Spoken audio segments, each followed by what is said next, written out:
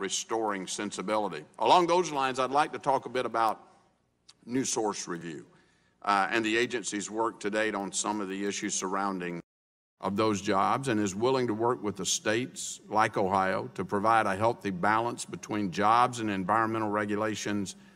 That approach has made a real difference in my state and in my district, and I applaud those efforts at restoring sensibility. Along those lines, I'd like to talk a bit about new source review and the agency's work to date on some of the issues surrounding new source review. In February, this committee held a hearing exploring the challenges that new source review standards pose for our energy and infrastructure investments and opportunities.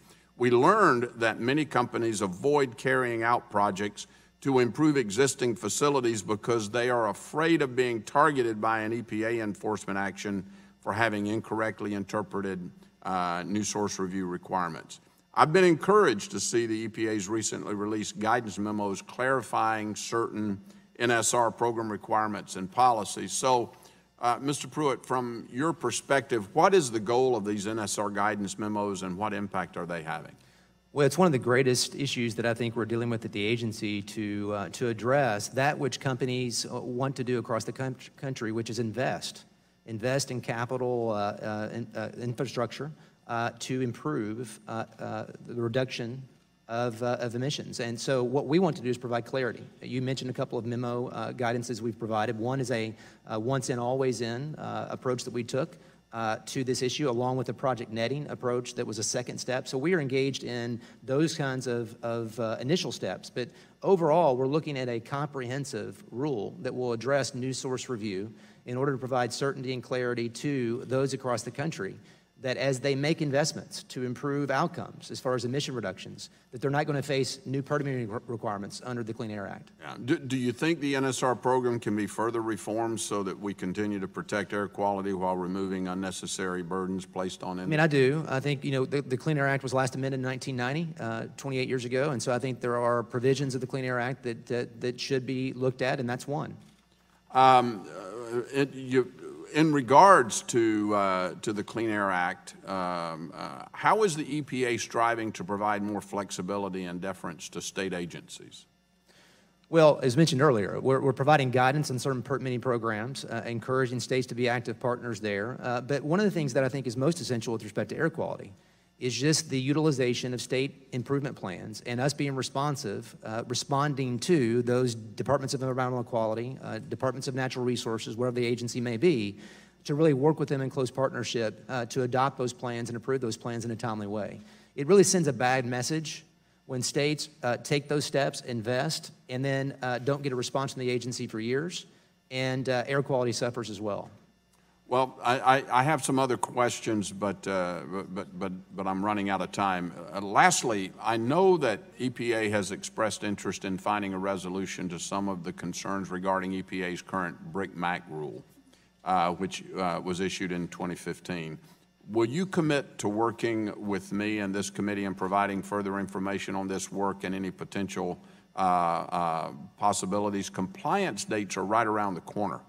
And it's important to provide this industry with some common sense regulatory certainty. Yes, Congressman. Okay. Absolutely. Thank you. Thank you. Mr. Chairman, I yield back. Gentleman's time has expired. Chair Brown, I recognize the gentleman from California, Mr. McNerney, for 5 minutes. I thank the chairman.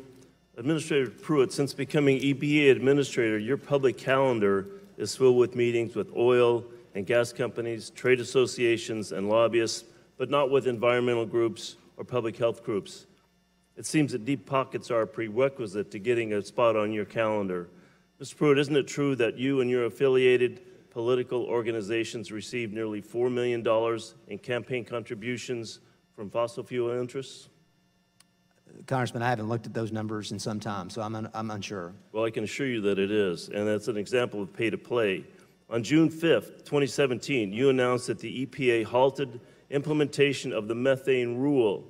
This was an attempt to retroactively delay the rule's requirements on oil and gas industry for 90 days. A few weeks prior to that, on May 24th, 2017, you spoke to the American Exploration and Production Council. Mr. Pruitt, was your June 5th actions made in response to a request by the American Exploration and Production Council or any of its individual members?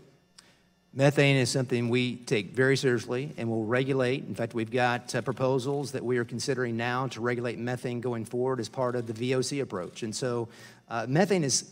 So you're not answering my question. You had a meeting... The actions that were taken then were unrelated to any meetings or events. It was actions to provide certainty to those in the marketplace with respect to how we were Well, I going to ask approach this methane. because Concho Resources, an oil and gas exploration and production company, is a member of the American Exploration and Production Council. Concho Resources also happens to be represented by the Washington, D.C. lobbying firm Williams & Jensen. You made these decisions on the methane rule that would directly benefit Williams & Jensen's client while living in a Capitol Hill condo owned by the wife of a then Williams & Jennings lobbyist with a rent of $50 a night. I wonder what the owners got or tried to get in return for their generosity. This is another example of pay to play. Arbitrarily delaying a rule is illegal, and the D.C. Circuit Court found your actions to be in excess of statutory authority. Mr. Chairman, I have a statement from the American Association for the Advancement of Science on the EPA administrator's plan to disallow the use of scientific evidence in decision-making. I'd like to submit this for the record. If the gentleman would pass it over to the chair so I can look at it. Mr. Administrator, do you have confidence in the AAAS and the Union of Concerned Scientists in deciding what would be best practices and for transparency and good science? I'm sure their opinion is credible. Well, thank you. Then how can you justify the proposed rule disallowing science that was supported by these agencies? Well, the actions that we take at the agency are different than their responsibilities. We actually issue rules of general applicability that apply to people all over the country, and we need to ensure that the science that we use that underpins those rules actually Science show which disagrees methodology, with professional data, scientists and conclusions. that are practicing professional scientists. Mr. Pruitt, by reducing the CAFE standards, you will both allow more pollution on American streets and make U.S. cars less competitive with overseas manufacturers. Yes or no? Did the $4 million that you received from the oil and gas industry influence your decision? The decision we made on midterm evaluation was a decision based upon the record. Administrator Pruitt, I find it very disturbing that you appear to personally benefit from many of your decisions and actions that will ultimately harm the people of this country, especially people who have little or no ability to defend themselves. Mr. Chairman, I yield back. Gentleman yields back his time. Chair recognizes the gentleman from Texas, Mr. Flores. We got a lot of Texans here for 5 minutes. That's right. Administrator Pruitt, thank you for joining us today. Let me start by echoing Chairman Shimka's comments regarding the renewable fuel standard. While I'm pleased that the agency is beginning to look at its authorities after 2022, I'd like to respectfully remind the EPA that its administrative actions prior to that time are limited by statute. Accordingly, I request that the agency work with Congress, particularly Chairman Shimkus, Mr. Welch, and me, as we try to develop interim and long-term solutions, fuel solutions that are good for the environment, good for auto mileage, good for the American consumers, good for the agricultural and ethanol interest, and really good for all impacted stakeholders. A few minutes ago, Mr. Ruiz was trying to defend the EPA's practice under the prior administration of using hidden science to develop policy solutions, and you weren't given a chance to regard your efforts to open that process up and become more transparent with scientific studies. Can you spend about 30 seconds describing what you're trying to do to make science inside the EPA more transparent, especially because it's paid for by the American taxpayer? It seems to me that it's common sense that as we do rulemaking at the agency, when we base it upon a record, scientific conclusions, that we should be able to see the data and methodology that actually cause those conclusions. Right. That just makes common sense to me. That's the only change we're making. And it so seems any like third-party study, we're agnostic about who actually adopts the study. We're just simply saying to all third-party science, they need to have methodology, data, and findings packaged together so that we can make informed decision about the efficacy of their scientific findings. Okay, so I think you and I both agree that the American people deserve to see that science. It shouldn't be hidden as it was hidden in the prior administration. So thank you for your efforts to make that science more transparent. Now to my questions. As the American people are well aware, under the EPA, under the Obama administration, abused the environmental regulatory process by ignoring congressional statutes and by circumventing the U.S. Constitution. Fortunately, the federal court system stepped in to protect American families from this abuse of the rule of law. In this regard, I have the following questions. One, I'll go through the questions first, and y'all can respond supplementally if you'd like to. Can you provide this committee with a list of those overreaching and overturned regulations that were overturned by the court systems? Can you provide this committee with the economic cost of those overturned regulations? And can you also inform the committee about EPA's actions, if any, to modify those regulations, those overreaching regulations to conform with the rule of law? Yes, on all fronts. Okay, and I'd ask you to do it supplementally in the interest of time. Thank you, Mr. Chairman. I yield back the balance of my time. Gentleman yields back his time. The chair now recognizes the gentlelady from Michigan, Ms. Dingell, for 5 minutes. Thank you, Mr. Chairman. Administrator Pruitt, yesterday I sent you a letter on EPA's January 25th, 2018 guidance to reverse the long-standing once-in, always-in policy for major sources of hazardous air pollutants. This document rolls back one of the bedrock safeguards to limit toxic air pollution from factories and industrial operations. The Clean Air Act requires EPA to control hazardous air pollutants to protect public health. These pollutants are the worst of the worst, and they include many that cause cancer in children, like mercury, arsenic, and lead. The law focuses on limiting these pollutions from industrial sources by requiring them to control their emissions using the Maximum Achievable Control Technology, or MACT. The once-in, always-in policy ensured that polluters continued to clean up their act and didn't backslide on their progress. But in the January 25th guidance, you punched a huge giant loophole in these critical public health protections, essentially allowing sources to increase their toxic air emissions with no consequences. At a Senate hearing in January, you were asked about the new once-in, always-in guidance and indicated that, quote, it was a decision made outside of the Air Program Office. It was a policy office decision, unquote. At the time, you didn't seem aware of the details, and that happens when you've got a lot of stuff. But I'm hoping now that you've had more time to familiarize yourself, and I'd like to ask you some questions. It's not clear whether EPA has any idea how many sources might increase their emissions of hazardous air pollutants as a result of this policy change, and I would like to ask you some yes or no questions. Yes or no? Did EPA determine which sources and how many would be covered by this policy change before releasing the January 25th guidance? Yes, there was a review of those issues, Congresswoman. Yes or no? And I would say to you that this was an incentive to companies to actually invest in emissions. Okay, yes or no, did EPA determine the location of these sources? That's something that I don't know about the locations. Please, for the record, yes or no, did EPA provide that?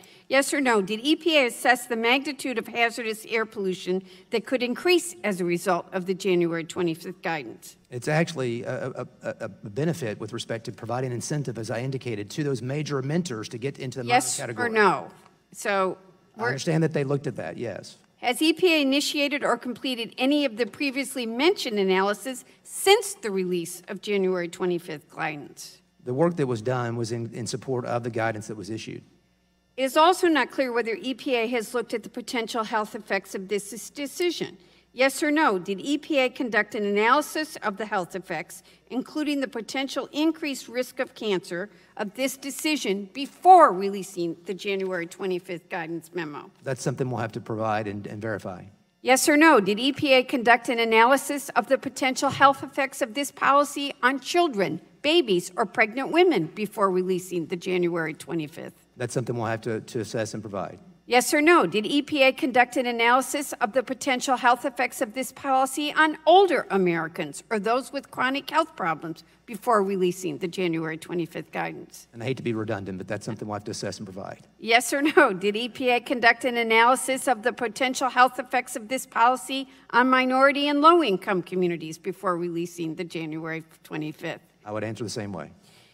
In the absence of information from EPA, a number of independent groups have taken it upon themselves to analyze the potential toxic impacts this policy would have on communities near and downwind from major sources. They found that the chemical industry stands to benefit substantially from this loophole. Have you met with any industry representatives who requested the repeal of this once-in, always-in policy? Again, this was a decision to provide incentive to companies to invest to lower emissions. There's no incentives for pollution. I'm going to conclude with one different subject because this is very important to me. You recently concluded the midterm evaluation of fuel economy standards for model years 2022 to 25. It is my deep belief that the auto companies, their workers, and the consumer have benefited from having one national program for fuel economy, and that it's critical to preserve that moving forward. The importance of these standards, besides saving energy, reducing emissions, is the certainty that businesses need. I'm deeply worried about reports that California doesn't matter to you. Gentlelady's time is expiring. All right, I just want to say it's my hope that we can have one national program moving forward. If you do, we work on it together, everybody wins. Gentlelady's time's expired. We don't, make the sure we're going to nation accept for the submission into the record the statement from the American Association for Advancement of Sciences. Just for our colleagues, note the chief executive officer is a guy named Rush Holt, who you'll all remember. So, Chair now recognizes the gentleman from North Carolina, Mr. Hudson, for 5 minutes. Thank you, Mr. Chairman, and thank you, Administrator Pruitt, for being here today. I have two areas of questions I want to jump into with you. The first relates to the chemical Gen X and the Cape Fear River back home in North Carolina. In your testimony, you highlighted the importance of safe drinking water and the EPA's efforts to proactively protect source water, as well as address contamination concerns. As I'm sure you're aware, my state of North Carolina is facing growing concerns over the emerging contaminant Gen X. I've engaged with you on this issue several times in the past. My concern is that we have a chemical that is spreading that we simply do not know enough about. I'm worried that on the EPA's website you state that a management plan for PFAS, the related family of chemicals, won't be developed until the fall of 2018. 2 days ago I received a letter from the Office of Water addressing some but not all of our questions that I've asked about Gen X. I understand EPA has posted comprehensive scientific literature related to Gen X on its website. But EPA is also developing human health toxicity information on Gen X to aid states and localities in setting or refining public health goals. I would just ask, sir, what information is EPA seeking that the literature it has does not already provide, and when will the results of the EPA's information development be available to the public? Yeah, very important issue, and I have talked to the governor there in North Carolina, and it's something that I'm aware of the issues in North Carolina. We will have a toxicity review by the summer with respect to Gen X. And as you know, this is an iteration beyond PFOA and PFOS. Gen X was a successive, chemical. I'm very concerned about its impact, and we are accelerating that tox review, and then we'll look at further steps in the fall. But we've been in communications with North Carolina and the governor particularly about that. Great. Well, I appreciate the attention you put on this. What were the updates to EPA's risk management of Gen X based upon independent laboratory analysis of compounds found in the Cape Fear River water samples? And what about those findings can you discuss now? With respect to the toxicity review or other studies, Congressman? Well, there were the independent laboratory analysis of the compounds that was done. Yeah, that's part of the work that's being done to support the tox review that will occur this summer, and then there will be additional standards set in the future. But what we're trying to do is work with those states, like North Carolina, that have an imminent concern, and trying to provide them guidance as they adopt state responses as well. Okay. Well, then I don't know if you're able to make a conclusion yet, but was Gen X used in a manner that's incompatible with the consent agreement under the Toxic Substance Control Act? Are you in a position to determine that? That's something I'm not able to speak to at this point, but we can get you the information, Congressman. Great. Well, I appreciate the seriousness of which you've taken this and the work you're doing with our governor and us on this. So thank you for that. Governor Cooper has been very, very concerned about it and very focused upon it, and it's important that we address it with him and the state. Great. Thank you. I'd like to pivot now and discuss another area that you've highlighted as a priority for the agency, which is clean air. In the 47 years since the enactment of the Clean Air Act, the EPA has never taken an enforcement action against amateur racers who make modifications to vehicles used exclusively on tracks for racing. Do you support this policy? The policy of taking no enforcement? Yes, sir. I think it's wise, yes. Yeah. I appreciate that. In 2015, under the previous administration, the EPA slipped a few sentences into a 600-page unrelated rule that proposed to repeal this policy. And after a public outcry and a number of us raised concerns, they backed off. But they sort of left some ambiguity there about the legality of this.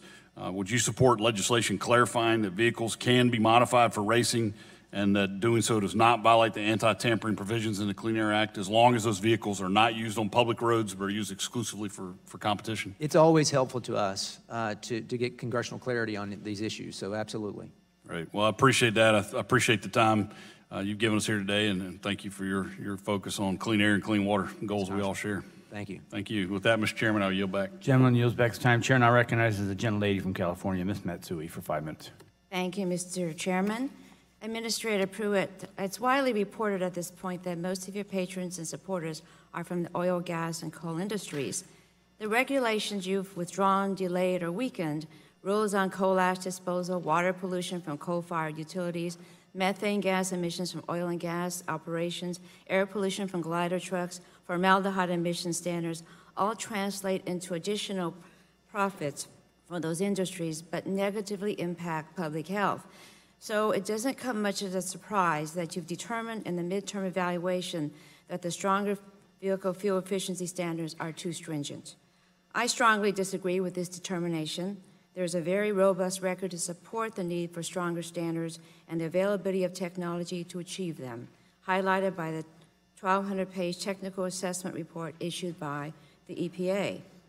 Administrator Pruitt, you have stated many times that you intended to operate at the EPA on the basis of cooperative federalism and the rule of law. But when it comes to California and vehicle emission standards, all of a sudden neither of these concepts seem to apply.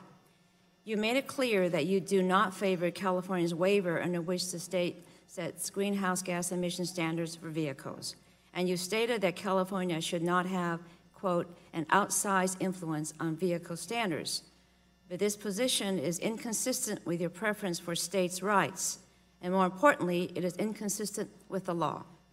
California's special status with respect to vehicle emission regulation has been enshrined in federal law for over 50 years.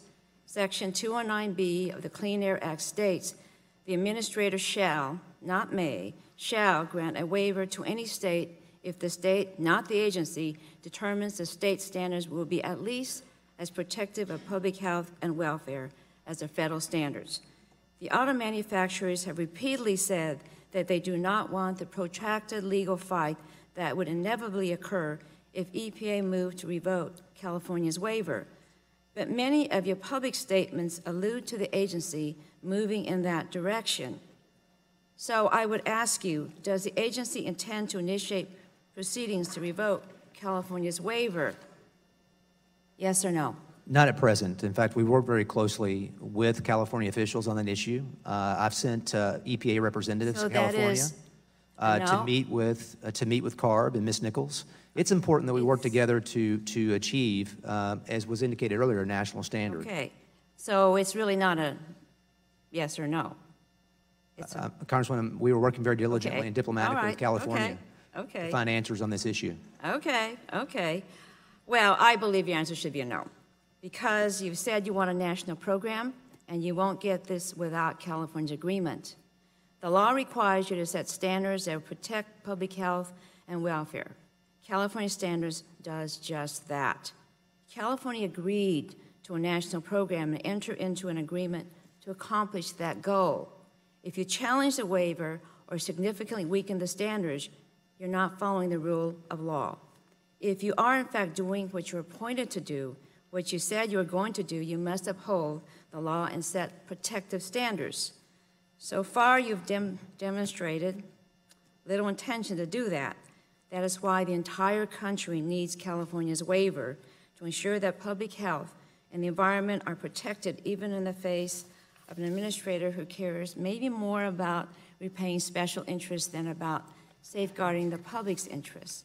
Now, Administrator Pruitt, I believe to a question that you answered from Ms. Blackburn, Earlier, you said the EPA has data supporting your decision to revise emission standards for light-duty vehicles. Will you commit to providing that data to both sides of the committee by the end of the day? And that's a yes or no. We actually have two responsibilities under this process. One is a midterm evaluation and then proposed rulemaking that will occur. And so we will provide the data to you Will you at the end of the day? gave rise to the midterm evaluation. Will you provide us at the end of the day, the data you I'll have? instruct our team to get that together and get that to you as soon as possible. End of the day? Yes. I'll instruct my team to gather that and get that to you as soon as possible. As soon as possible, hopefully within a week then? Yes. Well, we'll get it to you as soon as possible, Congresswoman. Okay, I'll hold you to It's that, my intent okay? to do so, yes. I'll hold you to that, okay. Thank you, and I yield back. Thank you. Generally yields back time. Chair now recognizes the gentleman from North Dakota, Mr. Kramer, for 5 minutes. Thank you, Mr. Chairman. Thank you, Mr. Administrator, for lots of things. First of all, for being here. And once again, I never cease to be impressed with the incredible depth of knowledge you have on the details of so many things. It seems to me, however, the more details you know, the more some people demand, and they expect you to know everything. And I have to say, in my years, both on this committee and previous committees, I've never had a cabinet official that knew as much about the policies that your agency is implementing as you have with yours. So thank you for that. I also want to thank you for your incredible, not just understanding of, but commitment to cooperative federalism. It is something that has been lost in previous administrations, including by some of your critics that were predecessors to you. And the restoration of it is no small matter. And I want you to know on behalf of the people of North Dakota how very much we appreciate your approval of our state's application for primacy over Class 6 wells, which is our CO2 wells. So I think it's a clear demonstration of the policy. I'm also, I have to say, I'm somewhat struck by some of the accusations that have come at you today. For example, you were accused of picking winners and losers with your policies.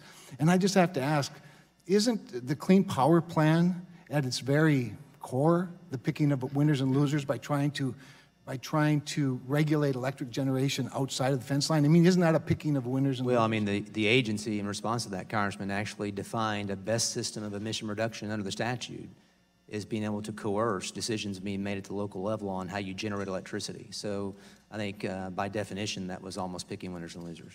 You've also been accused of hypocrisy. You've been accused of a lack of transparency by people who in the same breath are defending secret science as a means of carrying out their political philosophy, all the while accusing you of being the ideologue in the room. The irony is rich beyond rich with me. And I think what, if I may for a second, Please. I think what's important with respect to the scientific transparency, it doesn't apply to only certain studies. It applies to all third-party studies of every type. I mean, many members on this committee, I'm sure, would be very concerned that if API went out and did a study, didn't provide the methodology, didn't provide the data, provided conclusions to the EPA, and then the EPA acted on rulemaking with respect to methane or other issues, there would be tremendous concerns about that. So it applies to all third-party science, irrespective of the source. It just simply says data, methodology, conclusions matter, and the American people need to be able to consume that. Well, it seems to me, and I appreciated the inquiry earlier, and maybe you could elaborate a little bit on how personal data can be protected and is protected. Nobody's asking for the names of every victim of every, of every pollution source that's ever happened in the world or that's been sourced in any study. They're not asking for personal data. We're asking simply for the science to be revealed. I mean, you can protect personal data, right? Both the personal data, Congressman, as well as confidential business information. Both CBI and personal information can be redacted and can be addressed and still serve the purposes of the proposed rule. I have to say, I think, though, of all of the accusations today, it was interesting after about 4 minutes of defending the swamp, one of their leaders said so much for draining the swamp. Mr. Administrator, I think the greatest sin that you've committed, if any, is that you've actually done what President Trump ran on, what he won on, and what he's commissioned you to do in finding some balance in both carrying out the mission of environmental protection while at the same time looking out for our economy and jobs creation. And I just, again, for the people of North Dakota, appreciate that so much. In my remaining minute, if you take some time to just elaborate even a little bit more on the new source review issue, because you know, in North Dakota, we have a number of existing plants that are finding it very difficult to even meet the spirit of the intent, if you will, of new source review. And I think it just seems to be working against itself. I mean, I think for the American people, as we talk about, I mean, what new source review is when you have a company that wants to invest sometimes hundreds of millions of dollars in their facilities to reduce pollution. They refuse to do so because if they invest too much, it's considered a major modification to the facility, which then requires what? Additional permitting responsibilities, which they may not get. So dealing with new source review is something that is very, very important to actually incentivize companies and reward companies who want to invest in better outcomes. It was talked about earlier with respect to once in, always in. That effectively is what that is, because under the category you have major emitters and minor emitters.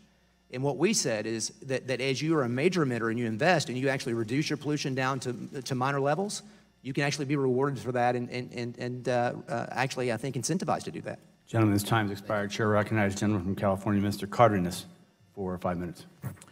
Thank you very much, Mr. Chairman, for calling this hearing. And also, I marked your words that you said that today, hopefully, we're going to be talking about policy and stewardship. So I hope that we can get that on the record as well on both of those fronts. Mr. Pruitt, welcome to the People's House. The list of your failures is long, and your wasteful spending is an embarrassment to government and very offensive to the taxpayers who pay all of our salaries. This administration is so packed with unethical behavior, sized desks with ornate woodworking that costs over $2,000. But we already know that some of these purchases were made in violation of federal laws. When you appeared before the subcommittee in December, this subcommittee, you said that your phone booth is used for classified conversations and sensitive conversations with the White House. Has this $43,000 phone booth, has it been certified as a SCIF? And also, so using it are you using it for classified conversations? Is that appropriate? It has not been certified as a SCIF, and it does provide protection on confidential communications. And I think it's important, Congressman, to know where this originated. I did have a phone call that came in of a sensitive nature, and I did not have access to secure communications. I gave direction to my staff to address that. And out of that came a $43,000 expenditure that I did not approve. That is something that should so not you're not taking responsibility for the $43,000 that was spent in your office. You're saying that staff did it without your knowledge? Career individuals at the agency took that process through and signed off on it all the way through. Okay, so you were not involved in that? I was not involved in the approval of the $43,000, and if I'd known about it, Congressman, I would have refused it. Okay, that seems a bit odd. If something happens in my office, especially to the degree of $43,000, I know about it before, during, and after. But anyway, let me get on to my next points. I'm sure you can see the irony of this $43,000 expenditure, even though you're saying before the public that you're not taking responsibility for it. EPA's budget is far from unlimited. When you commandeer public resources for your personal use, other life-saving agency activities do suffer. In another troubling example, Millen Hupp, an EPA appointee who came with you from Oklahoma and was recently rewarded with a large raise over the White House's objections, reportedly went out to open houses and search for a condo for you. Mr. Pruitt, I hope you understand that using public employees for your private business is illegal. Turning now to your highly questionable condo lease from Vicky Hart, I find it highly concerning that you apparently never had an EPA ethics attorney review the lease before you signed it. Did you have an EPA ethics attorney look at that lease before you signed it? On the other issue, Congressman, I want to address that I'm not aware of any government time being used by Millen Hupp. She is a friend of both my wife and myself, and has been for a number of years, and she is a friend. Okay, you stated for the record that you're not aware that she used her official time. Thank you very much. But did anybody look, did any of the attorneys at the EPA look at your lease before you signed it? The review that took place afterwards. Afterwards, okay. And what did they say about that lease afterwards when they reviewed it? They said that the rate paid was comparable to other, what I leased actually was comparable to Did they state that in writing or verbally? Actually in writing. In writing? Times twice. Okay, can you get a copy of that to the We can get committee? the ethics opinions to you, yes. Okay, thank you. It was also recently reported that Attorney General of Oklahoma, as Attorney General of Oklahoma, you reassigned an investigative staff of the office to be your personal driver and security team. Are those reports accurate? I'm not aware of what you're referring to, Congressman. Okay. All right. So my next question. In an apparent attempt to rebut reports, your agency published data in February claiming a large increase in penalties against polluters, but that data included the penalties assessed by the Obama administration. In fact, 90% of those numbers that you reported were actually assessed by the previous administration. Did you intentionally claim credit for the enforcement actions taken by the Obama administration to obscure your weak record on enforcement? Yes or no? In fact, the Obama administration cut agents at that office. We've increased the number of agents in that office. Thank you. On my Gentleman's time, time's expired. I just want to show you a picture of the Chair recognizes Los the Angeles gentleman that from I grew up in, Michigan. and that's the Gentleman- blue picture here. Chairman, the gentleman will suspend. His time is expired. The chair will recognize the gentleman from Michigan for 5 minutes. I thank the Mr. Chairman, chairman, I yield. and I would thank the administrator for being here. I appreciate you taking the time to do this. It's important for us as we work in a relationship, a constitutional relationship, that we have time with you. So thank you for being here, and thank you for your policy efforts as you perform your functions. Minister Pruitt, last time you were before this committee, you told me that, I quote, the Great Lakes Restoration Initiative is something that we should work together to make sure is achieving good outcomes. And I think it has, and we will continue that discussion as we head into 2018. I appreciate those words, but we've seen a lack of support for the GLRI. Again, in this FY19 budget request, the GLRI was funded at $30 million by this administration. Obviously, I was and am not okay with that level of funding, and worked with my colleagues on both sides of the aisle in the Great Lakes Caucus, an effort to restore full funding, which we did for that. And I certainly would love to stand on the banks of one of the Great Lakes in my district, Lake Erie, with you, and just have an opportunity to discuss further what is so important about 20% of the world's freshwater resources being there in the Great Lakes, and what a job we've attempted to do as Great Lakes states to make that work for us. Do you believe that $30 million is adequate funding for such a critical program? Well, I commend what Congress has done to address that. I think Congress restored that level to $300 million, I think, with the omnibus, and I remain personally and as administrator of the EPA committed to you. Will you make a request to the administration to work with us on that? I will continue to do that, Congressman. I'd appreciate that, because it's important, and I think, again, it's something that we want to, in the Great Lakes region, take care of that resource as good stewards, and I believe you do as well. Well, the challenges there, the invasive species we know is an issue. We want to do all that we can. I was actually in Region 5 earlier this week, and obviously they're very focused on those efforts as well. I'm hopeful that we can find better outcomes as we go forward on the funding levels. Well, with that, with invasive species and with algae bloom, which has been significant, touching my district, across the line in Ohio as well. When we discussed last time, you mentioned that there would be an interest. Let me find. You said it's something that we ought to do going forward, and ensure that there's a partnership like that with, and specifically referring to agriculture and interior. Have you had an opportunity to talk with Sonny Perdue or Ryan Zinke about this issue of algae bloom and how to address it in the Great Lakes? Secretary Perdue and I have actually talked about issues with respect to geographical focal areas, but Ryan and I have not. And I think it's important, as I indicated, for states like the Great Lakes Initiative. You have states that have joined together, partnering and collaborating with the federal government to achieve better outcomes. And I think that's an example of true federalism. Is there anything I can do to assist in bringing that coalition together? I'd be delighted to stand on the banks of Lake Erie with you and we ought to Secretary do it, Zinke. And yes, we ought to do that together with the other two individuals as well. okay. Next topic. is the constant threat of invasive species. I believe we have an administration right now that isn't committed to some of the shipping interests in Illinois and Indiana that there were before, and I don't discredit that. But we have a water resource that could be impacted in many different ways, recreationally, commercially as well, if Asian carp, one of those species, were to get in to the Great Lakes. Can you please provide an update on what your efforts have been with the Army Corps of Engineers that have been dragging their oars in the water for too long on this issue? Have you had any significant forward?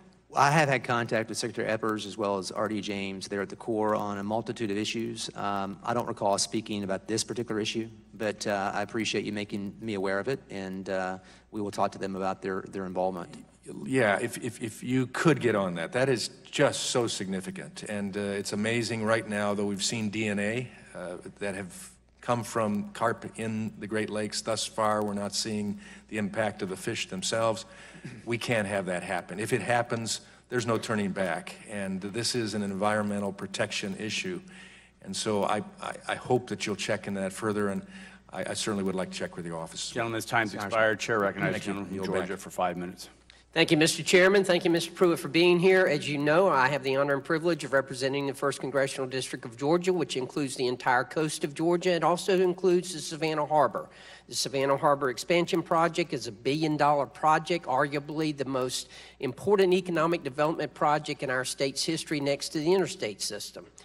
It supports the infrastructure and economic principles that were laid out by President Trump. It is exactly that. This is what he has been talking about when he's been talking about investing in the infrastructure in our country. It is one of the most studied projects in the history of mankind. We started this project in the late 1990s. Since that time, 3 ports in China have been started and completed, yet this is not completed yet.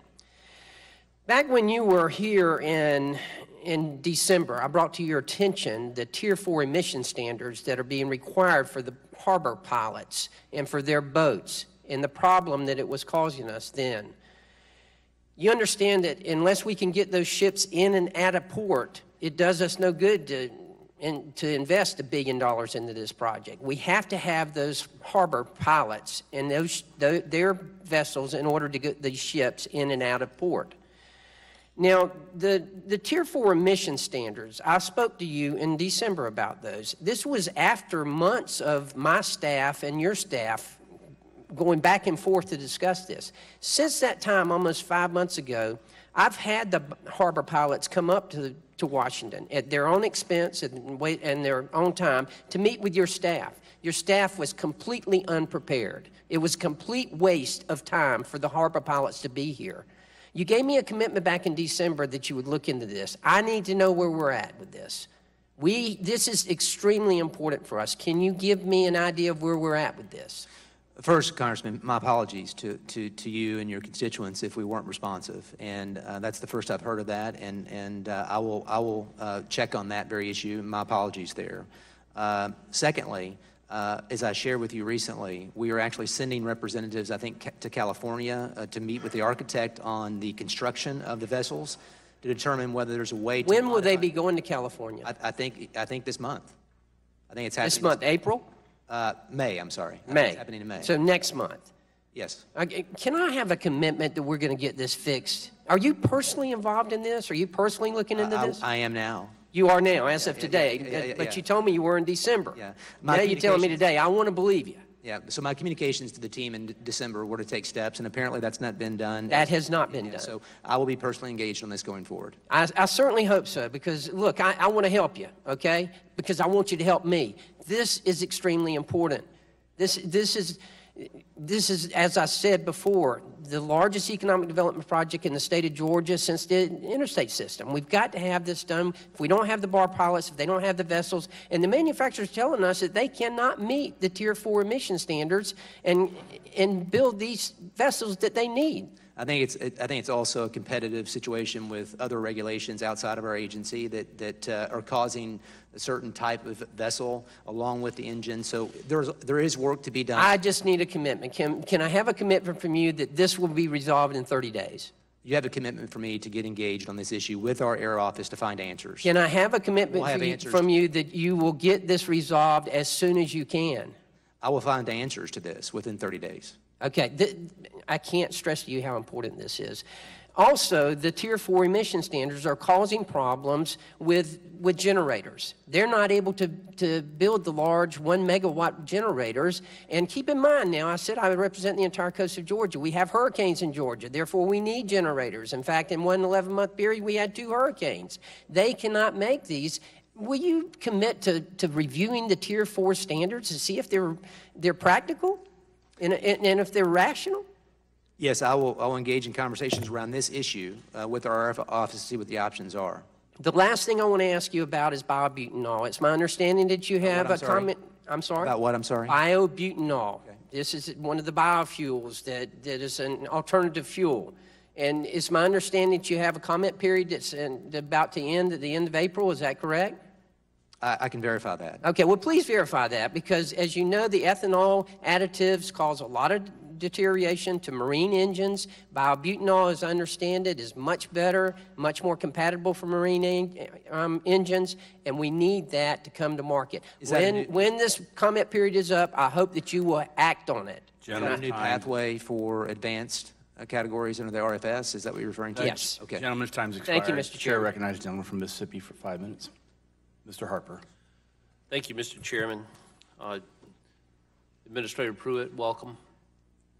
It appears that it's become a political blood sport to try to destroy anybody associated with the Trump administration. And I want to say thank you for what your agency's done and the attention that they've given to the new source performance standards for residential wood heaters. That was very helpful to some employers that were in real danger of not being able to meet a particular deadline. I appreciate the work that your agency's done on that. And I also want to ask you a few questions, and I need to ask you about a series of media reports that I found particularly concerning. According to these reports, at least 5 EPA officials have been reassigned, demoted, or requested to switch jobs because they raised concerns about your spending and management of the agencies. You know, you've already testified this morning that these actions were based on other reasons, but even the implication of retaliation can have an impact on the morale of EPA employees. Will you explain these allegations and tell us what steps EPA takes to investigate allegations brought forward by EPA employees? First, there's no truth to the assertion that decisions have been made about reassignment or otherwise as far as employment status based upon the things that you reference.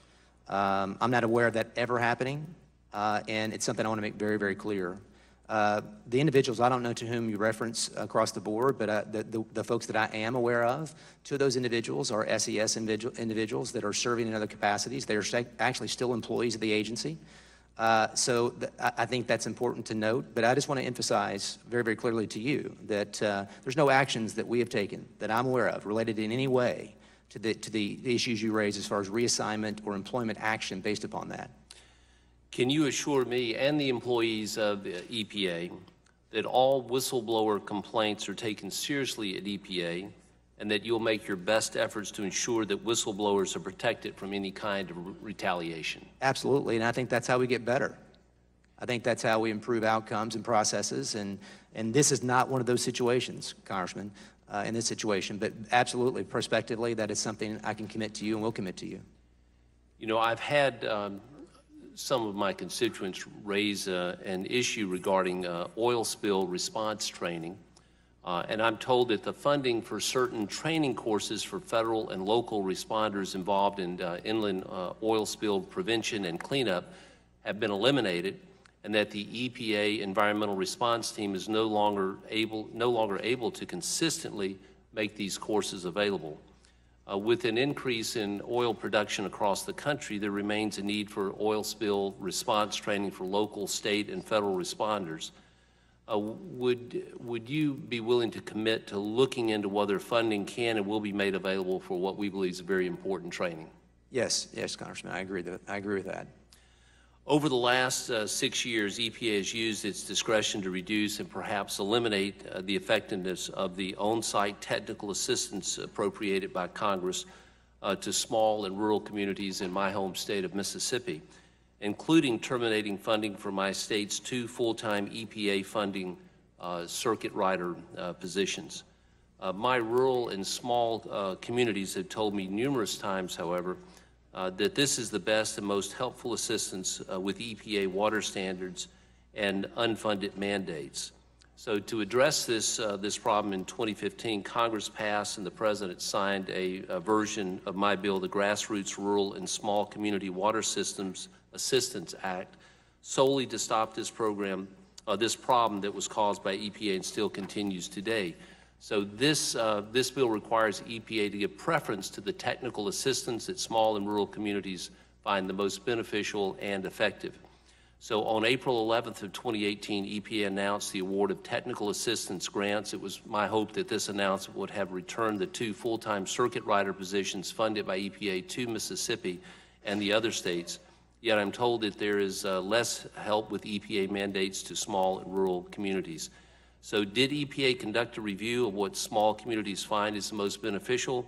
And will you look into this for possible necessary corrections? Yeah, so those TAG grants are so important. And when you reference small and rural communities, some of our water infrastructure, we think about the dense markets as far as the aged infrastructure across the country, but those rural communities also need tremendous assistance. So those TAG grants are something that should be a focus in that area that you raised, and I will look into the status of that for you.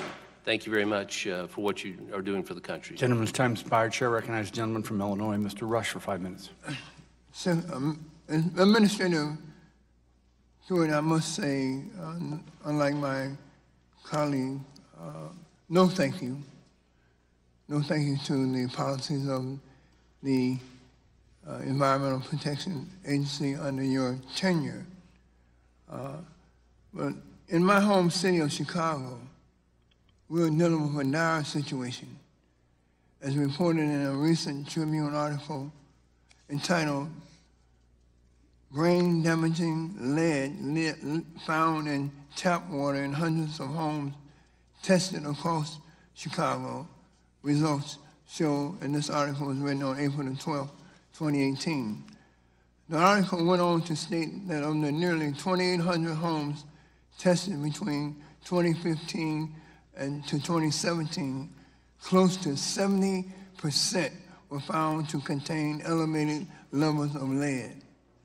Additionally, 3 of every 10 homes tested contain lead concentration higher than 5 parts per million, the maximum amount allowed in bottled water by the FDA.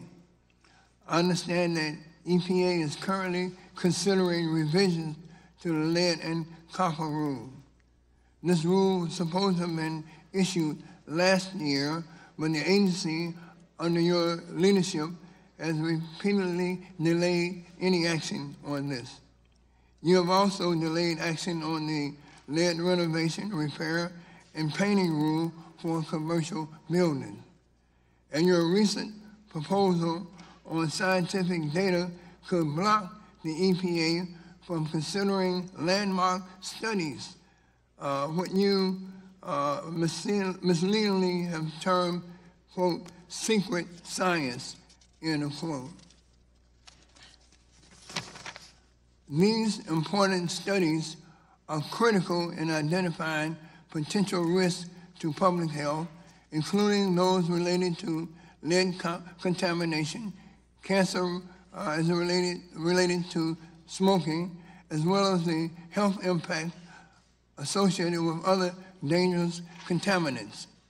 I would like to hear from you on how the agency will move to phase out lead in drinking water, such as require replacements of lead service lines, as well as your justification for your attacks on established scientific data. I've also been concerned by some of your public statements expressing a belief that there might be a safe level of lead and suggesting that lead contamination of drinking water is caused by Superfund sites as opposed to lead piping. Mr. Administrator, as you well know, even your own agency has declared that there are no safe levels of lead for consumption. According to the Center for Disease Control and Prevention, even consuming tiny amounts of lead can permanently damage the developing brains of children and contribute to kidney failure, heart disease, and other severe health problems.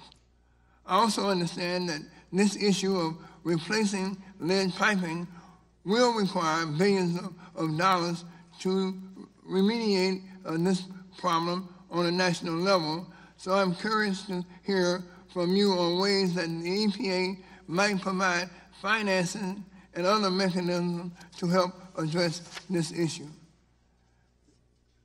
As you know, the administration's FY19 budget proposes $863 million for the drinking water state revolving funds, which is an $81.2 million decrease from the FY17 enacted levels. However, the most recent EPA needs survey estimates that it will cost upwards of $472 billion for capital improvements between the years 2015 to 2034. I will be meeting, Mr. Administrator, with city and state officials in the near future to discuss these and other issues. But I'd like to hear from you on what steps the EPA will be taking to address these critical issues, which of course have... The gentleman's time has expired. If I may, Mr. Chairman? Just for a short minute. There is no safe level of lead in our drinking water. It is something we need to act aggressively upon as an agency and as a country. We've estimated it's about $45 billion to replace the lead service lines across the country. And with WIFIA and the authority this Congress has given the EPA, I really believe that we can prioritize funding in the WIFIA program up to $4 billion a year, and over a 10-year process or thereabouts, achieve tremendous Okay, results. gentleman's time has expired. Chair now recognizes the gentleman from Virginia, Mr. Griffith, for 5 minutes. Thank you very much, Mr. Chairman. Continuing along these lines, thank you, Administrator Pruitt. And Mr. Chairman, if we could submit for the record the article from the Roanoke Times from today. Article came out yesterday, but it's in today's electronic clips. Virginia Tech team gets EPA grant to engineer citizen science water quality project. As you will recall, in the previous administration, there was a regional EPA administrator who looked the other way. The Flint, Michigan problem became a problem, but it was exposed by Mark Edwards, a professor at Virginia Tech, because he went out there on his own dime with his own monies and started doing the studies that needed to be done. Now your EPA has granted his group $1.9 million to have folks test their water and send it in so we can find out exactly where the hot spots are, whether they be in Mr. Rush's district of Chicago or elsewhere. And Professor Edwards says he calls this the largest engineering citizen science project in American history. The 3-year grant will support his team, and some other universities are involved. And he said that all the work we did with consumers over the years and the students at Virginia Tech created the this bottom-up organic science phenomena. It created a tidal wave of understanding that couldn't be ignored. This is how science is supposed to work to me. Mark Edwards, Virginia Tech. If we could have that article put in the record by unanimous consent. The Democrats have looked at it. They've approved without objection. It's submitted for the record. Thank you very much. Now I'm going to switch gears, but I couldn't help think Mr. Rush's comments were so timely for that. All right, I'm going to switch now to the final rule for greenhouse gas emissions and fuel efficiency standards for medium and heavy-duty engines and vehicles, Phase 2, that was approved in the prior administration. You all are taking some action in regard to one part of that, which I want to talk about in a minute, but I first want to talk about trailers. And I asked these questions of the prior folks at the EPA, And I don't know how they have authority to regulate trailers when the Clean Air Act clearly says that the term motor vehicle means any self-propelled motor vehicle designed for transporting persons or property on a street or a highway. And a trailer is not self-propelled, nor is it a motor vehicle, nor does it have an engine. It might have a compressor if it's a refrigerator truck. You would agree with me that this needs attention and that we need to make sure that trailers are not being declared by the EPA to be self-propelled motor vehicles, yes or no? Yes, we are in process. Thank you. I got to move on to the next one because I got a more complicated one. You're also in the process of looking at situation in that same regulation related to gliders and to big trucks. And I've got a problem because my district has the Volvo North America truck manufacturing site, thousands of jobs, billions of dollars were spent to meet the new requirements. Now, I would agree with you in that the law does not say the EPA can do what they did because they went after gliders and they went after it and just said you basically can't do it, which they don't have authority to do because it's not a new motor vehicle engine, which is defined in the code in similar sections to what I just read on the utility trailers in my district as well. And what's interesting is, I do believe that there ought to be something because, you know, Volvo and other truck manufacturers spent billions upgrading. And what the code says is that you really don't have any authority over used motor vehicles during the useful life of that motor vehicle, but that's 11 years and 120,000 miles. So what's happening is, in some cases, the gliders are not being used just on wrecked trucks or other trucks that might be, you know, within that time frame, but they're being used on trucks outside of their useful life. Don't you think that it would be appropriate to take a look at, and all that's in the law, you have that authority, take a look at it and see what can be worked out so that we don't have trucks that are just being rehauled or overhauled by the glider companies that are decades old and nowhere near meeting the emission standards of the United States, but at the same time recognizing they have a right to do that if the truck has not used up its useful life, as defined already as 11 years and 120,000 miles. So that alternative is something that we haven't reviewed yet, but I appreciate you bringing them to my attention. We've been focused upon the statutory analysis both for gliders and trailers, but this is something we need to add to the evaluation. And I just have to say, what's interesting is I think about 80 to 85% of what the previous administration wanted to accomplish could have been accomplished if they hadn't done sloppy legal work. I yield back. Gentleman yields back to time. Chair recognizes the gentleman from South Carolina, Mr. Duncan, for 5 minutes. Thank you, Mr. Chairman. Administrator Pruitt, thank you for being here today, and I apologize for the abrasiveness of some of my colleagues who would rather tarnish your character than really try to delve into the issues facing this great nation.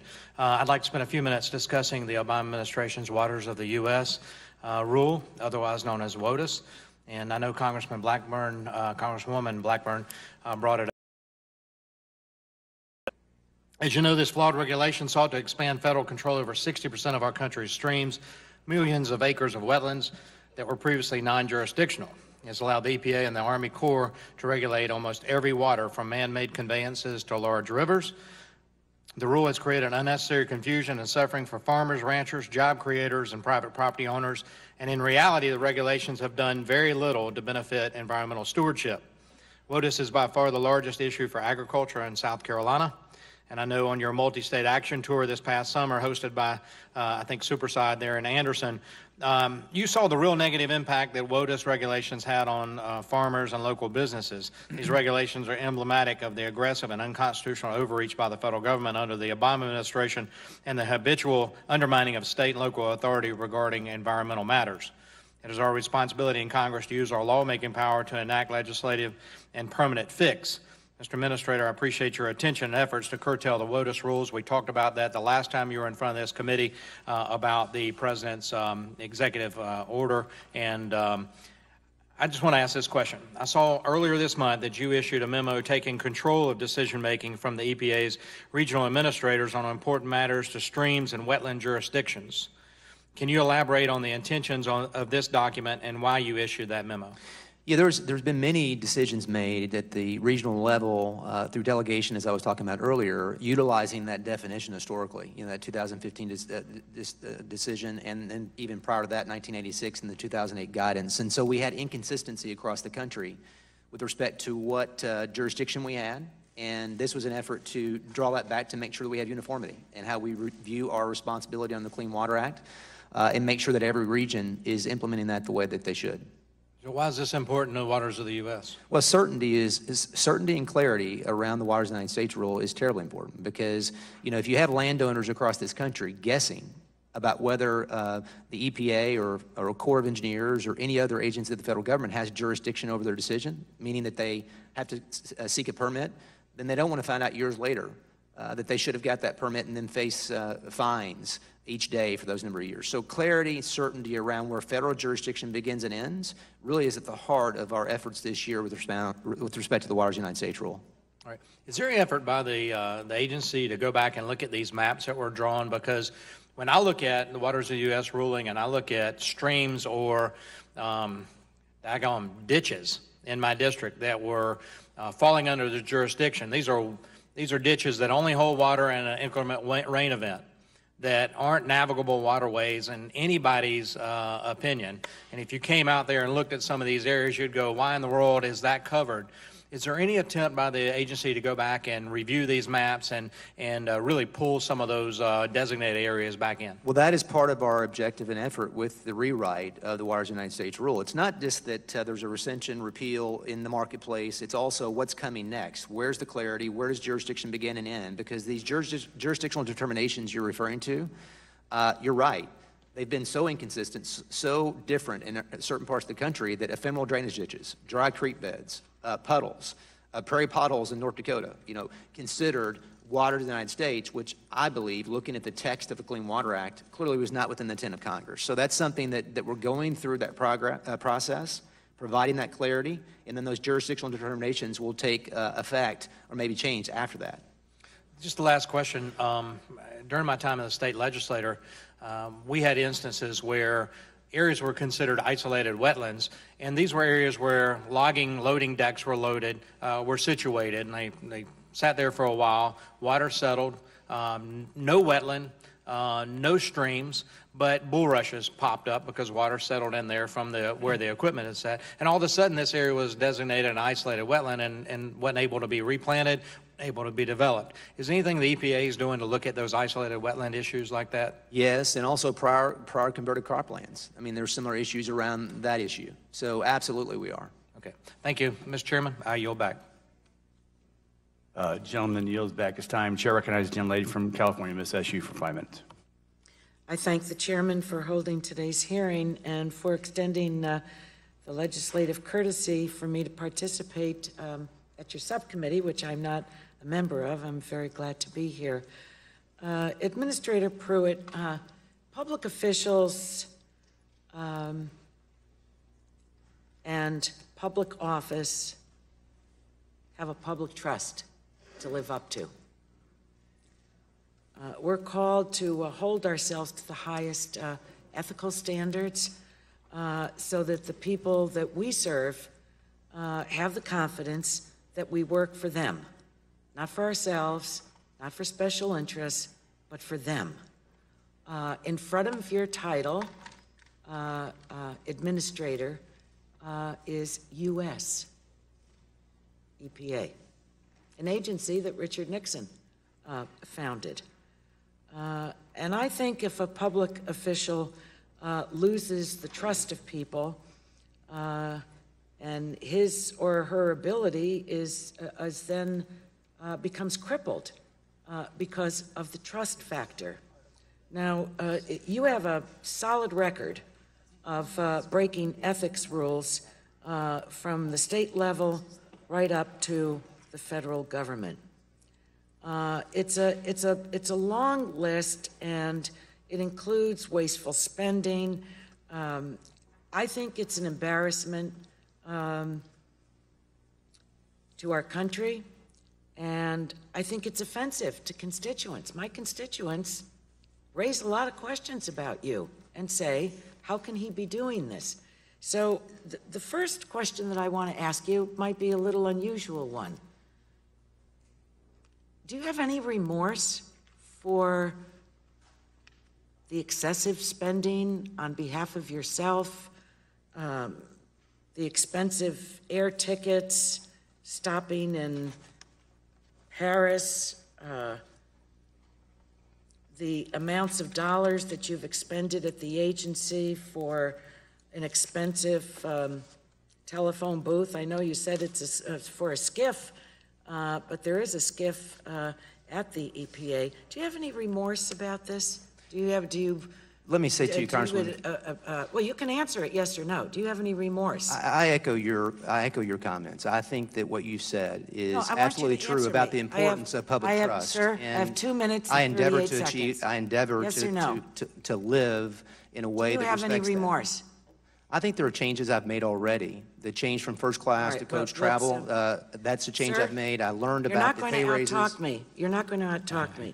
You claimed that Stephen Hart, the lobbyist who owned the condominium, where you paid below market rent, never lobbied you. However, we now know this isn't true. Mr. Hart's firm disclosed that he met with you regarding cleanup of the Chesapeake Bay.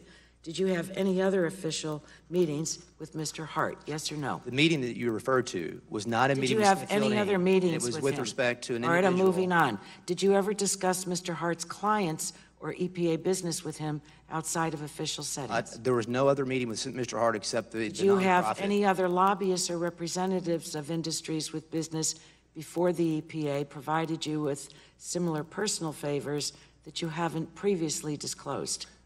Congresswoman, as I've indicated, with respect to this situation with Mr. Hart and Mrs. Hart, the only event that took place was a meeting with a nonprofit. Are there any other Chesapeake instances Bay, and I'm not aware of any other. I'm not aware of any other instances. Are there any other instances in which you granted access to donors or lobbyists to whom you owed personal favors?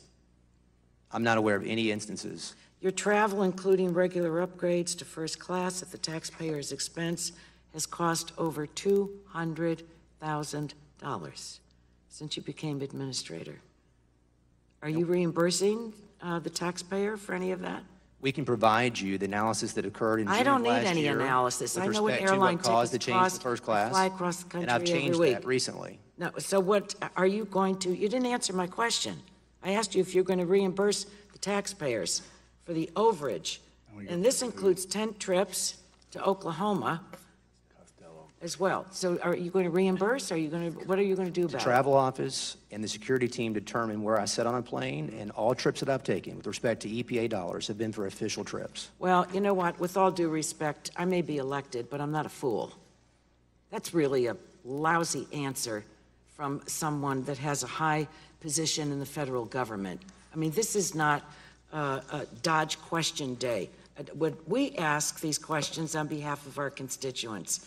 And I don't really find you forthcoming. So the last a few questions that I'd like to ask with 5 seconds left is when you traveled to your home state, did you attend political fundraisers during any of these visits? Gentlelady's time.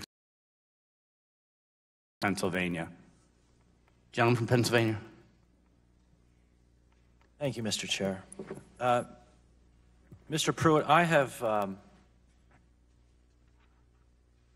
I think the opprobrium that you've generated on some of these spending decisions is actually warranted. And I've reviewed your answers, and I find some of them lacking or insufficient. And I believe you've demonstrated, or you've not demonstrated, the requisite degree of good judgment required of an appointed executive branch official on some of these spending items. And I'd like to follow up on a couple specific instances. It's been reported that EPA officials who have challenged your spending decisions and who have been reassigned or demoted were not reassigned or demoted over the challenging of your spending decisions, but they all had performance issues. Have, in each of those instances, those performance issues been documented prior to them being reassigned or demoted? I'm not sure what you're referring as far as a conclusion that they would have been performance related. I talked about this earlier. I'm aware of 2 individuals being reassigned because they're in the SES category, and that routinely happens in that category. I know of no instance where there were decisions made at the agency based upon counsel or otherwise on spending with respect to employment-related decisions. I said that earlier, and I say it again to you. Are there instances where current EPA officials have objected to spending decisions that you have made who still remain in their present positions? I'm not aware of any employment action taken with respect to anyone in spending-related counsel. These individuals to whom you refer, I had limited interaction with them. They did not spend meaningful time with me with respect to spending and recommendations around spending. One of the individuals was the head of Advance. Most of the time I spent with him was in the field and not at headquarters. So there's really no factual connection whatsoever in the employment status of those individuals and any counsel regarding spending. Now, the issue of the two close aides who used to work for you in Oklahoma and their pay raises, are you saying that you were not aware that those pay raises were provided to them until after the fact? I was not aware of one of those individuals even seeking a pay raise. I was aware of another person going through the process, but I was not aware of the amount that was provided or the process that was utilized to evaluate that. And that's what I've spoken to historically. The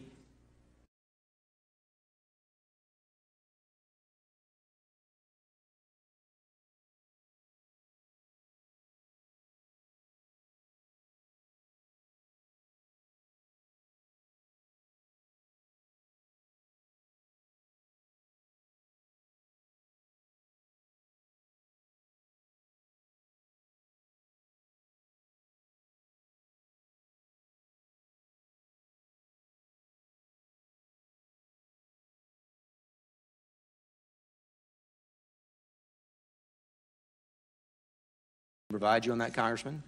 Career individuals were involved in that process from beginning to end and made the decision that you see in that with the $43,000 allocation. Now, I tend to be very conscientious of those who have personal security related concerns. And I don't know who has said what to you or when, but I do think that there is a lot more to that than some people may realize in the general public. Having said that, it has been reported that I believe the IG has indicated, or at least someone in the IG's offices has not found some of the personal security concerns that you have proffered in relation to the enhanced security that you've received to be either warranted or credible. Would you kindly provide a little bit more detail on why you think you need, and I'm just going to be very honest with you, when folks read about trips to Disneyland, professional basketball games, Rose Bowl, and the additional security detail related to that, that doesn't sit well with a lot of people. So Congressman, I can read directly from an Inspector General threat investigation, and I can provide this to you. There's several on here listed with respect to threats, and I'll just read you two. The threats were directed toward her father. The threat stated, "I hope your father dies soon, suffering as your mother watches in horror for hours on end." There's another entry, correspondence between the subject and individuals. "Pruitt, I'm going to find you and put a bullet between your eyes. Don't think I'm joking. I'm planning this." Gentleman's time So has these are expired. threats that the IG has documented. We can provide this to you. The IG has said that the threats against me as administrator are unprecedented. Mr. Administrator, if you suspend, I think the point's been made. The gentleman's time's expired. The chair now recognizes the gentleman from New York. Thank you, Chairman Shimkus and Ranking Member Tonko. Mr. Pruitt, the person appointed to run the EPA needs to be someone who cares about protecting the health and safety of people all across the country. And until now, both sides, both presidents on both parties, we've had a pretty good track record with our EPA administrators. But your time in office really has been different. Your tenure has been stained by repeated abuses of public trust and violations of ethical guidelines that are designed to ensure that the government's business is conducted with impartiality and integrity. But what really bothers me, perhaps even more, on top of that, your agency is willfully ignoring sound science and stripping the protections that keep millions of Americans safe. You are making our water less safe to drink and our air less safe to breathe. You are increasing our exposure to more dangerous chemicals, and you are making our planet less healthy for our children and our grandchildren. And that's not just hyperbole. Under your leadership, Mr. Administrator, the EPA has weakened standards for ozone pollution, proposed a repeal of the Clean Power Plan, announced a repeal of the Waters of the United States rule, abandoned the once-in, always-in policy that aimed to lock in reductions of hazardous air pollution from industrial sources, withdrew the mercury effluent rule, delayed the implementation of safety procedures at chemical plants to prevent explosions and spills, withdrew a proposal to track emissions of methane and volatile organic compounds from oil and natural gas facilities, proposed eliminating the lead risk reduction program, announced a reconsideration of a rule regarding coal ash, announced a reconsideration of vehicle emission standards for model years 2022 to 2025, and we did a lot of work in this committee on these vehicle emission standards. You proposed repeal of emission standards for heavy-duty vehicles. You announced a plan to weaken emission standards for brick and tile manufacturers. You proposed a rule reducing air pollutants at sewage treatment plants. You've scrubbed the content of your website, including the page devoted to explaining climate change. You've removed the word science from the mission statement of your Office of Science and Technology. You've dismissed 12 of the 18 members of the Board of Scientific Counselors. You stayed silent when counties failed to meet new ozone standards by an October 2017 deadline. Your EPA has collected far fewer fines from polluters than any of the last 3 administrators during the same time. And more staff and funding cuts are looming, which means even fewer toxic chemicals and other environmental hazards will be measured, and the statutes that protect all Americans will not be enforced. There's so much here, Mr. Administrator, that I wish I had more time. But instead, I'll focus on an issue that is in the headlines now and has profound implications for our future, the Paris Agreement. By announcing that we will abandon our commitment to the Paris Agreement, and we heard this from Mr. Macron yesterday, being critical of it, this administration is setting the clock back on U.S. climate action and forfeiting our nation's position as the global leader in developing the clean energy economy of the future. The move will only open the door for others to take our place. This decision is bad for the planet and bad for public health. Scientists at the EPA and the U.S. Global Change Research Program have found that climate change is a significant threat to the health of the American people, increasing exposure to disease, increasing the risk of illness and death from extreme heat and poor air quality, and increasing dangerous extreme weather events. The Paris Agreement was and still is our best chance to address these risks for all Americans, but we can't do it alone. Mr. Pruitt, you've supported the President's decision to announce a withdrawal from the Paris Agreement. President Trump and you have said that the deal unfairly puts constraints on the U.S. coal industry and that it somehow is a threat to our sovereignty. It doesn't make any sense because the Paris Agreement is voluntary. It imposes absolutely no constraints on U.S. trade policy or U.S. domestic energy policy, but there is an historic economic opportunity for American companies and workers to lead the world in creating and providing newer, cleaner forms of energy. And again, yesterday, French President Macron reminded us that there is no planet B, that's a quote, but turn to our future. And he said, quote, I'm sure one day the United States will come back and join the Paris Agreement, and I'm sure we can work together to fulfill with you the ambitions of the Global Compact on the environment. I certainly hope it is right for the sake of our children and our grandchildren. To me, an administrator should be someone who cares about these things, not someone who's going to ruin these things, not someone who's going to make our future more dangerous for our families. And that's what bothers me, because you're not doing your Gentleman's job. time has expired. You're instead, I'm finishing, Mr. Chairman, instead, finish quickly. You are going against the tenets of what your job is supposed to do, and that makes me very, very angry. Gentleman's time has expired. Chair recognizes the gentleman from New Jersey for 5 minutes. Mr. Lance. Thank you, Mr. Chairman. My thanks to you and the ranking member for allowing me to participate. I'm a member of the committee, but not of this subcommittee. Administrator Pruitt, the EPA has a long and distinguished history, established by President Nixon, as you know better than anybody. I represent a district in northern New Jersey outside New York, and we are concerned about some of the allegations regarding the overspending. And in particular, the $43,000 for the security of the phone booth. As you know, this has been criticized by the Government Accountability Office. The General Counsel, Mr. Armstrong, said that you had a responsibility to notify lawmakers. You have indicated that you believe this is not part of renovations. Having said that, isn't there other secure locations within your agency? And why did we need to spend taxpayer funds to build a new secure place for making of telephone calls? First, on the GAO matter, we have, in fact, notified the GAO with respect to those issues, and rightfully so, based upon their determination.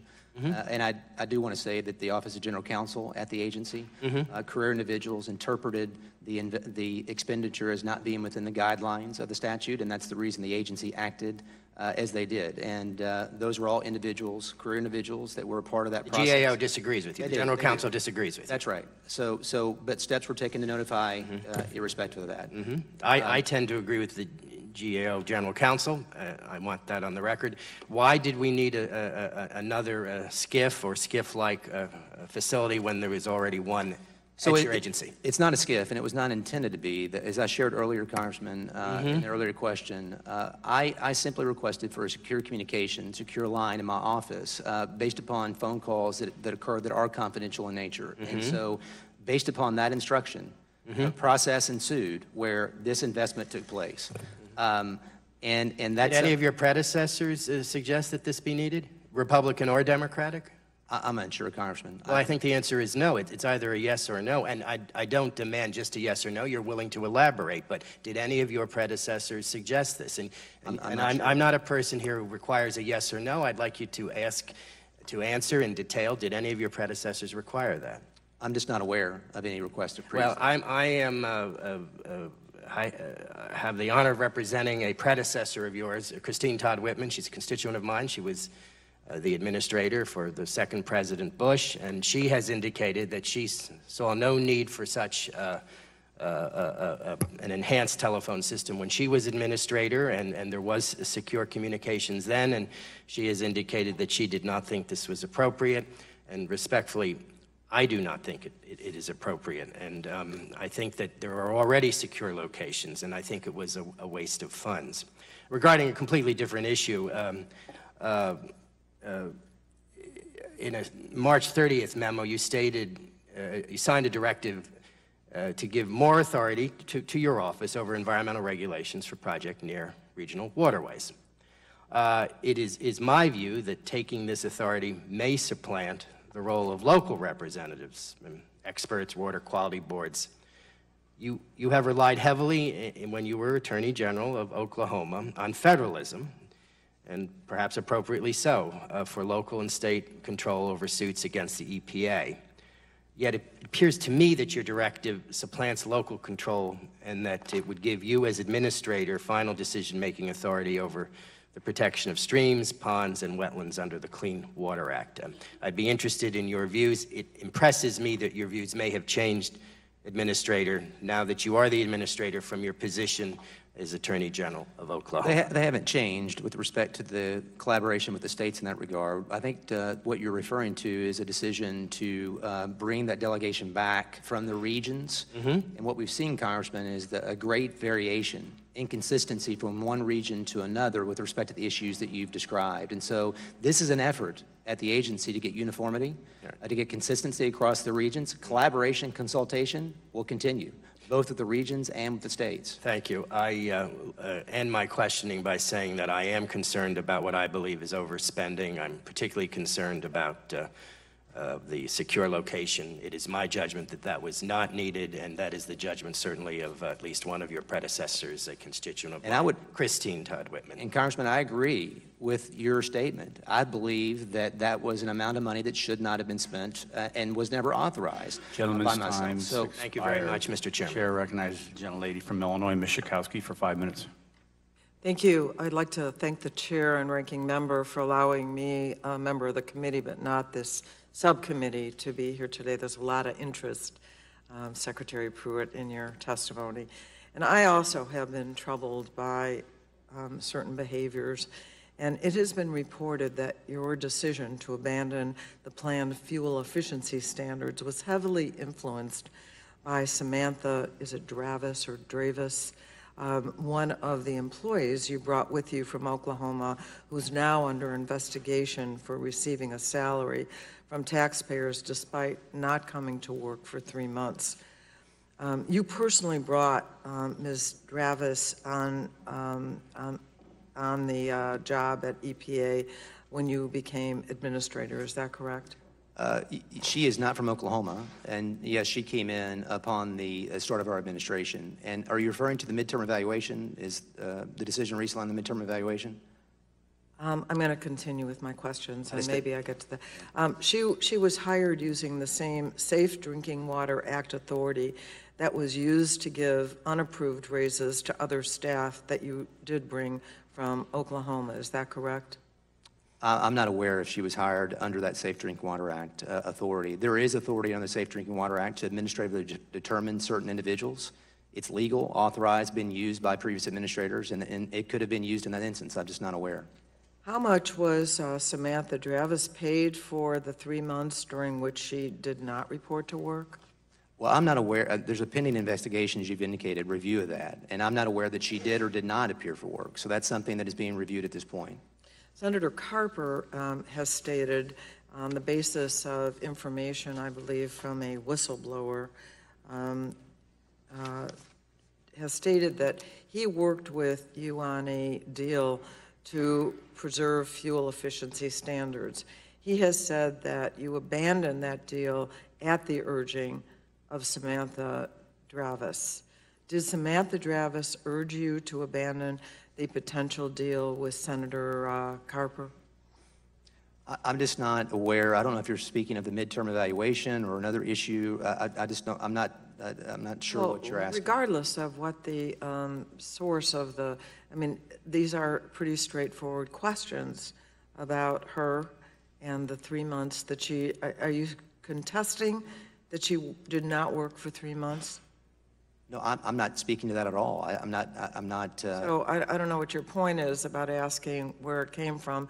I'm asking if she worked for 3 months without any. She did not work for 3 months with pay. But your question was about fuel efficiency, and I'm not entirely sure what the question was with respect to her influence in that regard. So that's what I was trying to determine. What area you were talking about. Okay. I'm not aware of, I'll just say it to you this way, I'm not aware of any decision around fuel efficiency, CAFE or otherwise, was influenced in that way. Are you aware that she was paid and did not work for 3 months? I'm not aware of any. I know it's under review at this point, and those facts will bear out. I wanted to ask you also, I have a little time left, about your vehicles.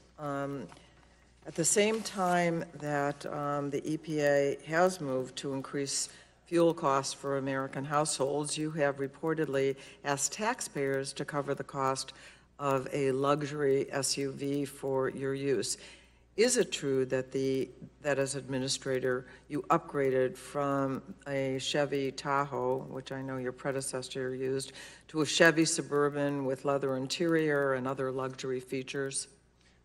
As I understand it, the decisions to add a vehicle to the fleet was something that was in process prior, and they asked for input about the vehicle, but I did not give direction to start that process or end that process. Well, it isn't. I just asked for consultation. It isn't the first time in public service that you've upgraded your official vehicle. As Oklahoma Attorney General, you upgraded to a big black SUV when your predecessor used a sedan. Is that correct? The sedan was something that went out of service, and we had to replace that with an SUV, yes. You had to replace it with an SUV? There was a replacement that occurred because of the other one coming out of service. Okay. So it's not just that it had to be replaced. It had to be replaced with a bigger, less fuel efficient, and larger, more expensive. That this pattern that we've been hearing today of behavior is very concerning, and I thank you for your answers. Gentlelady's time expired. Chair recognizes the gentleman from Southwest Missouri, Mr. Long, for 5 minutes. Thank you, Mr. Chairman, and thank you, Administrator Pruitt, for being here today. And I think that it's been well established today that you have the most famous cone of silence since Agent 86, but that's not where my questioning is going to go today. I have a 30-year career, had a 30-year career as a real estate broker before I came here, and part of being a real estate broker, it was very important to people, the energy efficiency of their homes. And when they were looking for a new home, they looked for that Energy Star certified program, things that complied with that. In your testimony, you talk about the Energy Star program and how it helps businesses and consumers save money by reducing their energy use. The Energy Star program provides consumers with accurate information about what products and systems deliver high-quality energy savings, as you know. I'm wondering if you could talk about the process involved with updating the Energy Star standards to include the most innovative and up-to-date technologies such as high-performance HVACs systems, which can outperform current Energy Star-approved equipment. Well, the program to which you refer, Congressman, has been extremely successful from a public-private partnership. And there's actually a rulemaking schedule that will occur in January of next year, as I understand, to establish fees that will support that program. I think that the concern has been just the long-term stability and viability of the program. So we're in the process now of preparing for that. And it's something we're committed to, and I think it's been very successful. Okay. I think that it's important to both the regulated community and the public that the government speak with one experience. You talk to people, if they call an IRS office, they may call 7 different days and get 8 different answers. And depending on which office they call, what are your plans for ensuring the EPA's policy positions are implemented consistently across government, including the EPA headquarters and the EPA regional offices in litigation and enforcement? And I would just use the IRS as an example because that's somewhere a lot of people get a lot of different answers. So for the EPA. It's a very important question because we have 10 regions across the country, and what we've seen from a compliance and assistance perspective, enforcement, permitting, many issues, great inconsistency. And so we're in the process of going through a lean program at the agency, evaluating metrics. I'm sorry, a what program? It's a management program to ensure that we are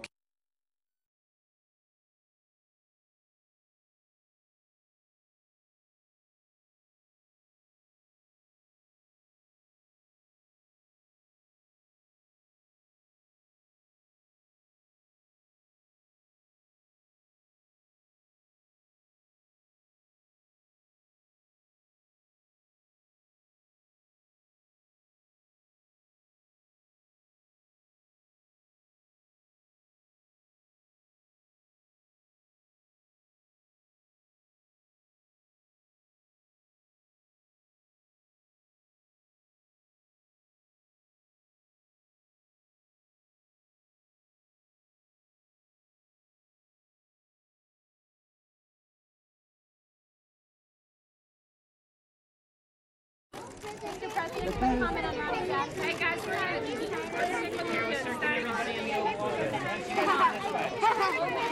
Can you answer that question? Right now. He's a great man, and he got treated very, very unfairly. He got treated really unfairly. And he's a hell of a man, too. Okay, let's go inside. We'll go in the Oval Office. Whose is this? Whose is it? Yours? Come on.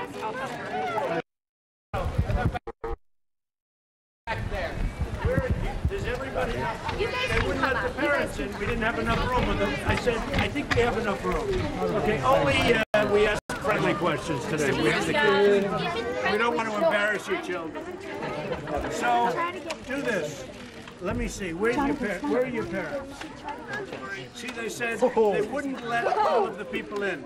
I said, we have plenty of room, so let them in, right? Do we agree? Yeah. Do you all have children here? You have all have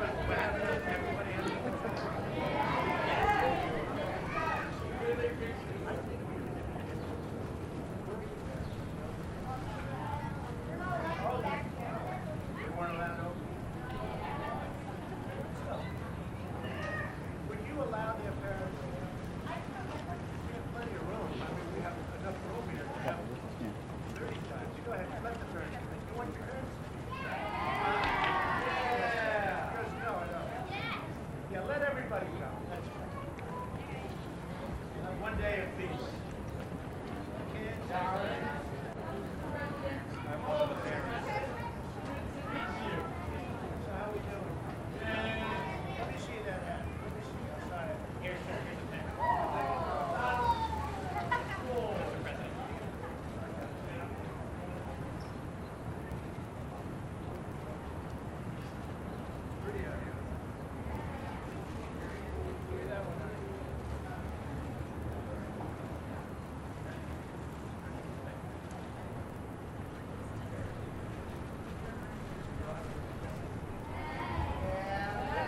Bringing the parents in? Bringing the parents? I usually get all the parents more than that. We have all the doesn't make sense. Still holding, still holding. Still holding. Just don't block us, guys.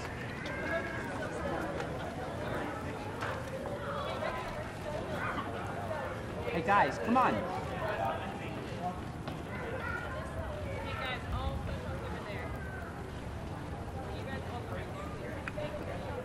Come on. Manny, get out. Sarah? Manny. Sarah? Let the parents come in. Parents first. Look at the room we have.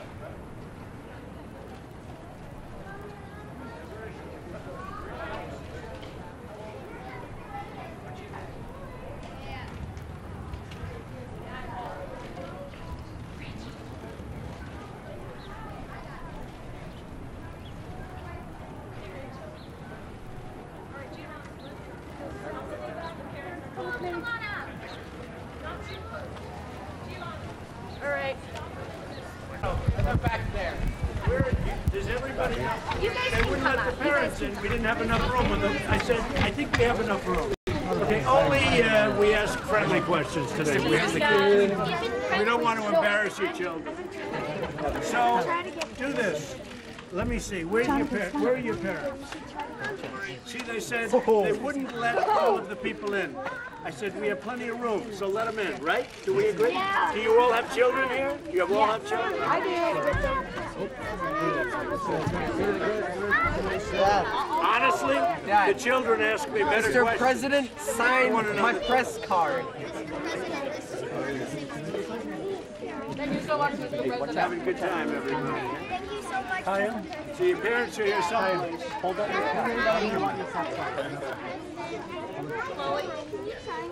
You know, your parents are being very nice right now. I can't believe it. Right. You know why? Because they don't want to embarrass themselves in front of you. You know that? You understand that? They're being so nice. I can't believe it. Whose is that? That's mine. Hi, guys. No pushing.